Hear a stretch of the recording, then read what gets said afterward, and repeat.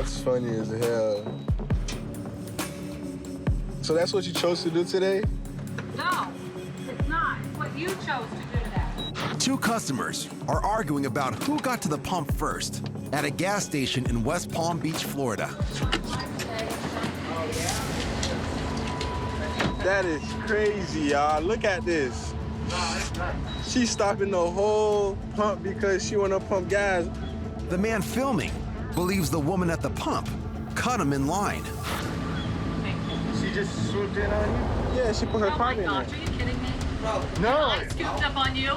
Are you kidding me? Where is my car right there? Whatever. Wow. Hey, brother.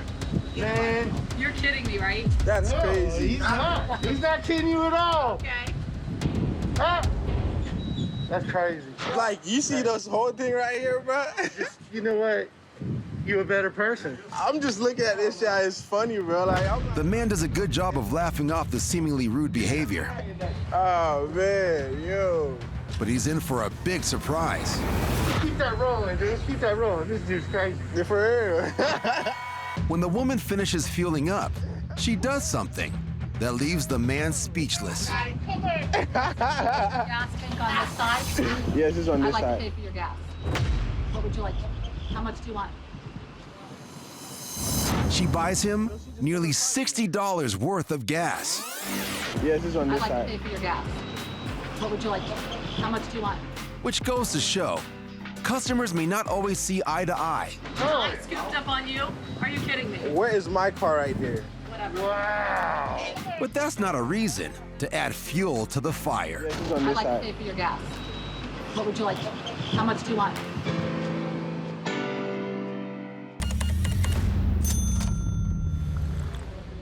This man in a Chicago grocery store who is slurping soup directly from the shared ladle. Then, placing it back into the pot. But it's not always the customer who gets caught in the act. At a pizza restaurant, a patron records an employee sampling soup from the serving ladle.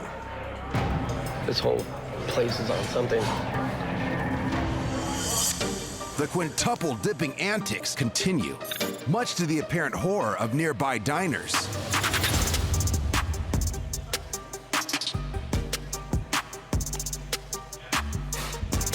Now his friend's in the thing, Oh my God. literally eating out of the container. According to a witness, when management learns of the server's unsavory and unsanitary nibbles, she's promptly fired and escorted from the building. Here's hoping the self-serve soup from both buffets was disposed of as well. Now his friend's in the thing, Oh my God. literally eating out of the container. For customers and employees alike, there is nothing more harrowing than being the victim of a robbery, especially when it begins with an assault. Kyle O'Connor is helping a customer in his high-end watch store when a construction worker walks in. This construction worker started walking towards me, and I asked him how I could help him.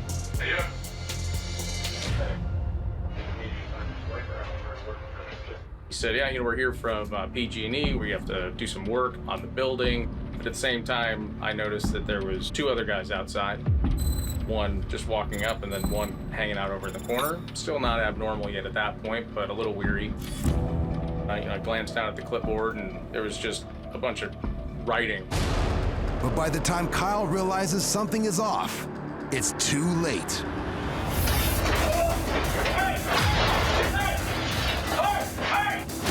The man in construction gear sprays Kyle and his customer with mace, while an accomplice smashes the wash display case with a baseball bat.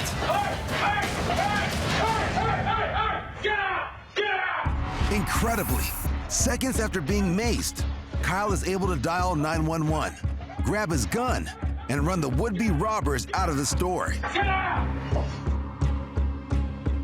I kept yelling, get down, get down, get down. I could have been yelling anything, but it's just like the police do. You just give loud verbal commands of what you want somebody to do. and just continue to drive him towards the front door.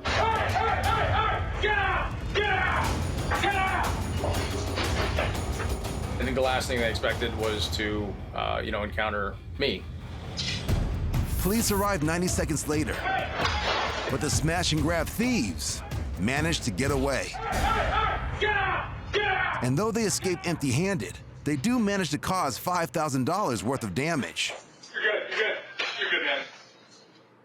Above all else, Kyle is grateful that no one was seriously hurt and has some advice for anyone who works in a business that could be a target. You can never be prepared for something like this. You can train and prepared that way. But these days, always pay attention to your surroundings. You know, if you have your head buried in your phone and you got a guy next to you that is pulling out a baseball bat, you might not know. So just pay attention to your surroundings.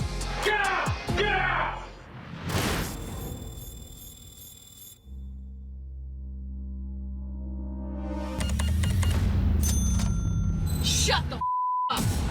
Yeah, you better believe it. I work in front of public. You want to try to look at other women? No. Two separate passengers record a very vocal argument between a married couple as a plane prepares for takeoff from Miami International Airport. You ain't gonna look at other women, and you ain't gonna tell me you're looking at other women. The wife is apparently accusing her husband, who is seated right next to her, of having a wandering eye. And the flight crew is trying to calm the situation down. And we have a little child right behind us. Yeah, I know. I consoled the child. There's a little boy right behind you. I already know. Look, I'm not gonna say nothing if you don't say nothing to try to cause a commotion, because he's the problem. The woman disregards the flight attendant's pleas for calm You wanna try to so shut the up. until finally,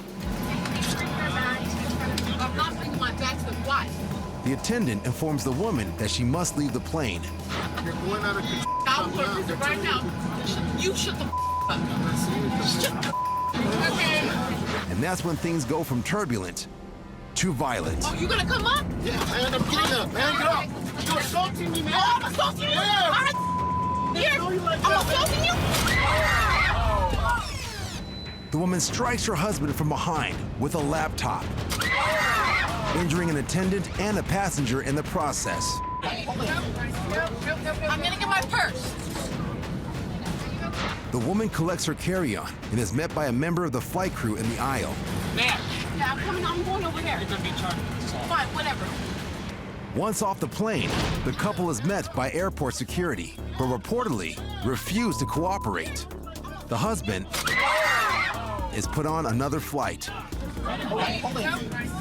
No charges are filed against the woman, but she will need a new laptop. I literally saw him go in and out of consciousness. He is completely awake and alert right now. He is, but if he leaves his hospital, he's going to have another anxiety attack just like that one because he's in the same shape that he was in when he came in. The man recording is Donald Bardwell, whose 20-year-old son, Samuel, is lying in the hospital bed in front of him.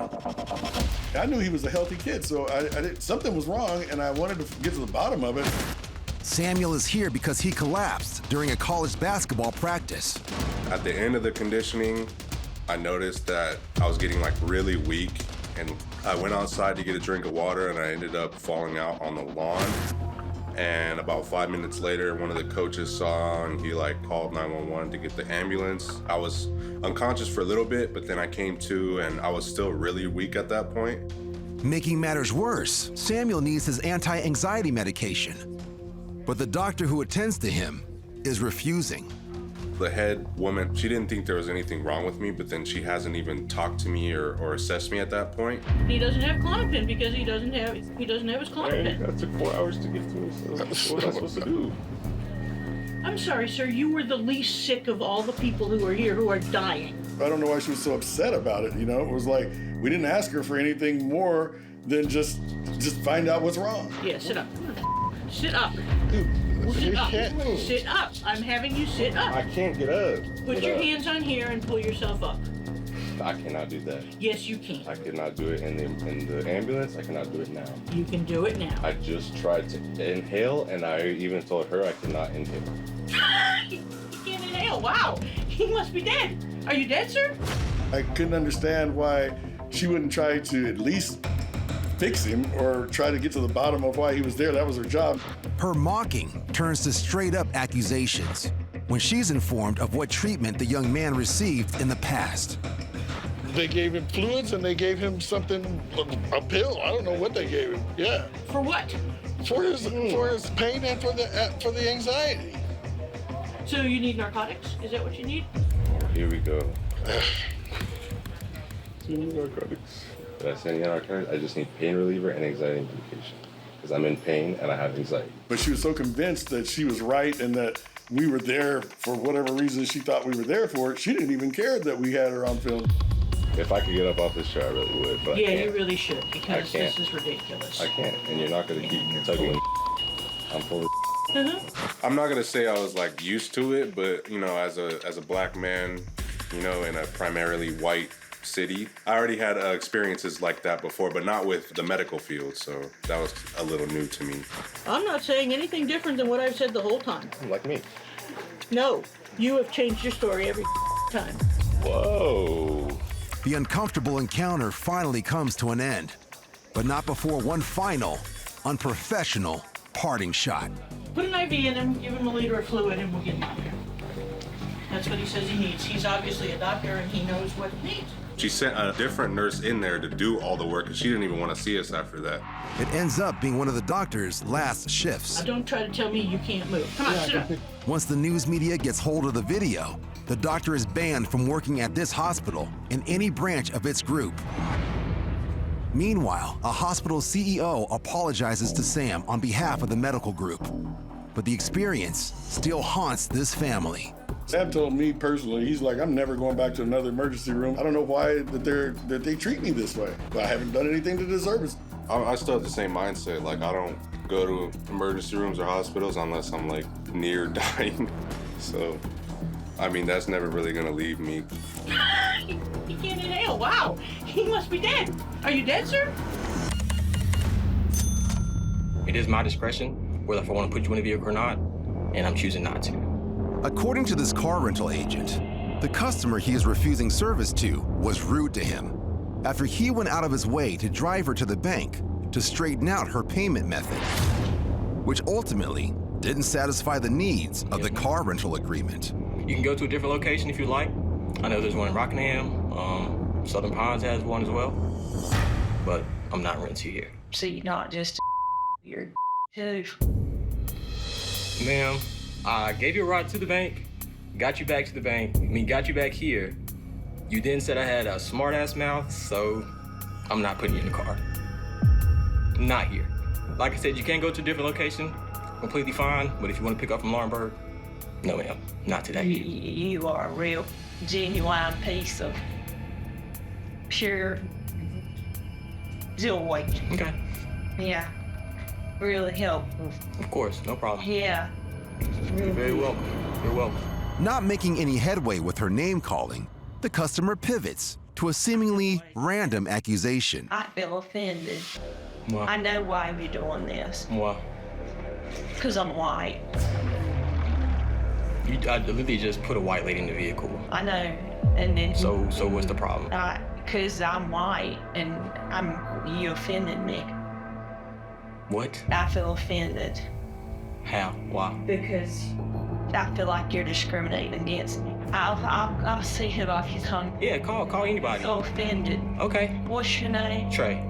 Trey. Yeah. I'm going on TV. Okay, go on TV. Offended me. Go on TV. My white wife mad. Yeah, go ahead. Yeah. Sure does. I'm so offended. Okay, be that.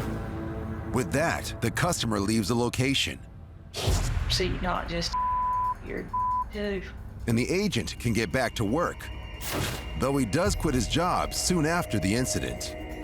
Still, a great reminder that if one remains calm, cool, and collected, you are a real, genuine piece of pure joy. Okay. They will always keep the upper hand. I know why you're doing this. Why? Because I'm white. I'm so offended. Okay, be that. Traveling by plane can be a stressful experience. even before you board.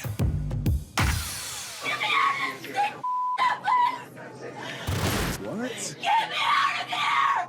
Get me out of here! I'm with the manager of the airport here! Now! I'm with the manager here! So it's no wonder that some airline customers are a little on edge once they get in the air. On a flight from New Orleans to Charlotte, a woman has begun filming the passenger sitting behind her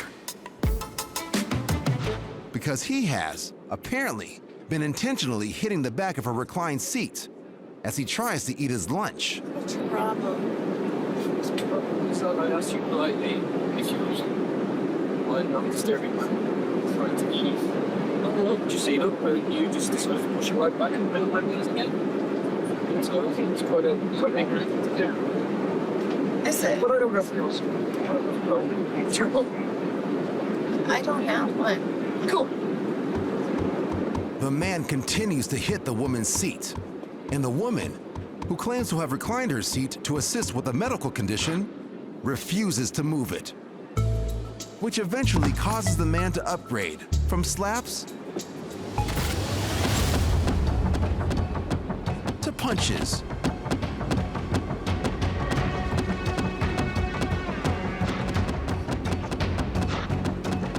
In a variety of tempos.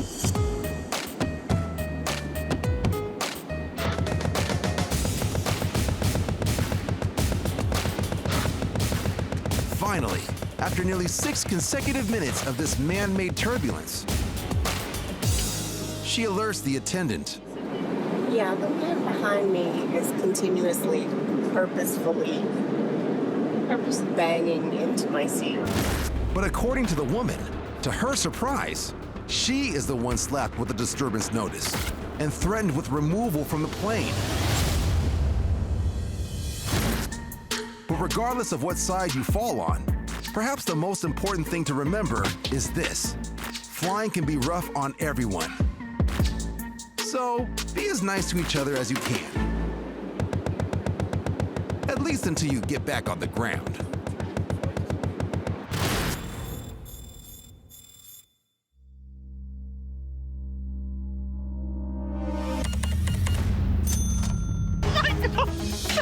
Two window washers, working on a suspended scaffolding, hundreds of feet above the ground, are being targeted. He's coming to kill us! By a territorial falcon. Recording this? Yes! Yes! Trying to kill me! Stop! Oh my God, this is not good. This is not good at all. With no defenses Holy and no quick exit strategy, they're sitting ducks. What is happening? Oh my God! Wait. He's not stopping! Yo! This is not safe. This is not a safe work environment. Fortunately, the falcon, having made its point, finally leaves. He's coming to kill us! Some speculate that it may have been protecting its young, as it's not uncommon for them to nest in tall buildings. Trying to kill me! But whatever the reason, here's hoping both sides can find a way to peacefully coexist. Holy without ruffling too many feathers along the way. Oh my God! Oh my God!